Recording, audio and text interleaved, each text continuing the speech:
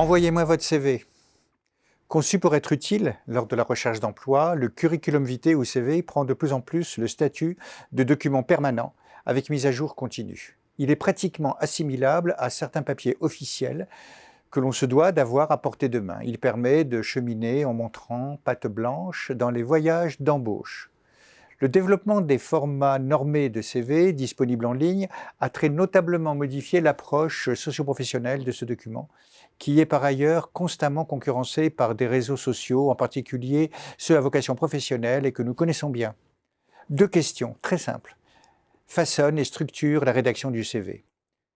Que dois-je dire et comment dois-je le dire? Mais reste une troisième question compliquée, avec 4 termes essentiels. Qu'ai-je véritablement envie de dire de moi pour être bien compris ou comprise? En un mot, vous ne voulez pas que votre personne disparaisse ou soit pliée dans un uniforme de CV standard qui n'est pas vraiment vous, mais une mutation professionnelle normée de votre être, un enfançage natif du galopin que vous êtes, un très convenable individu qui a fait taire le diablotin qui vous inspire parfois secrètement. Vous voulez convaincre par l'alignement, mais craignez d'être ainsi parjure à vous-même, plus sinueux. Au secours, mon CV irréprochable n'est pas moi.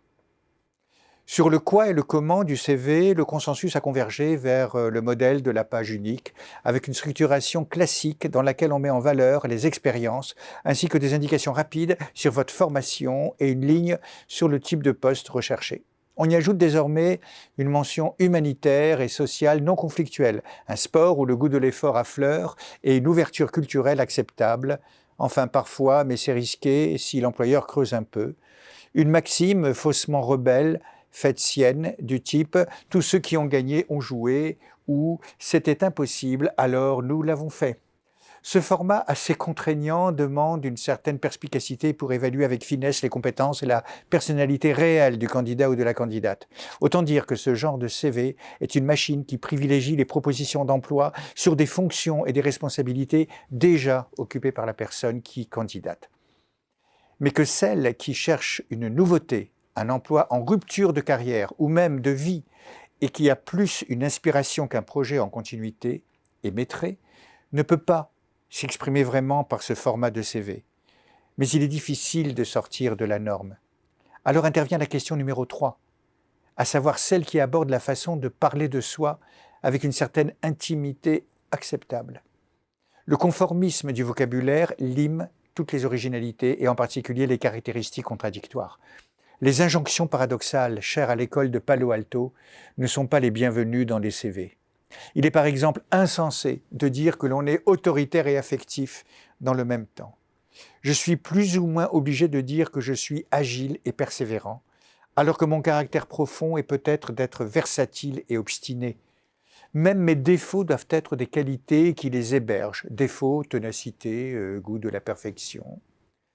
Préparer une vidéo sur soi apporte peu car très vite, elle est elle aussi soumise à un code contraignant et portant sur la tenue vestimentaire, sur le visage avenant et souriant, sur la pointe d'humour et le sérieux, et enfin sur la durée.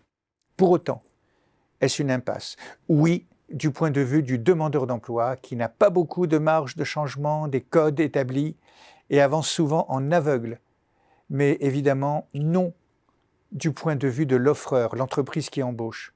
La main est donc dans son camp, car elle seule peut rompre le protocole formel.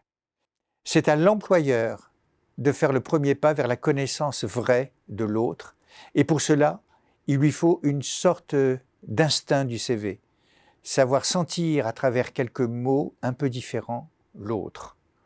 Ce point est essentiel, car nous savons bien que les qualités personnelles pèsent pour beaucoup dans le travail quotidien.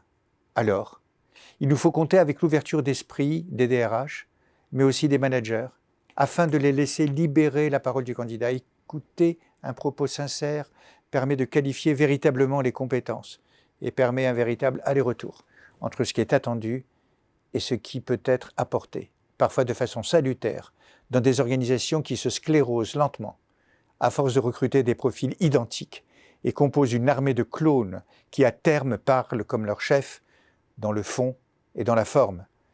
DRH et cabinets de recrutement, bougez plus et variez vos chaussures de danse en les adaptant à la partition de l'autre. Le recrutement de vrais talents en dépend, mais aussi l'avenir de vos compétences dans un métier déjà digitalement assisté par l'intelligence artificielle.